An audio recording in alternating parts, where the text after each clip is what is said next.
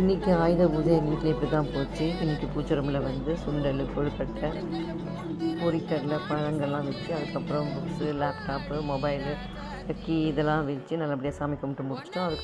அதே போல் கொலு வச்சிருக்க இடத்துலையும் முப்பெரும் தேவி இருக்கும், அப்புறம் எல்லா சாமிங்களுக்கும் நல்லா தீபாராதனை காமிச்சு சுண்டல்லாம் வச்சு இன்றைக்கி தான் வந்து கடைசி நாள் ஆயுத சரஸ்வதி பூஜை. ஸோ அங்கேயும் கும்பிட்டு முடிச்சாச்சு.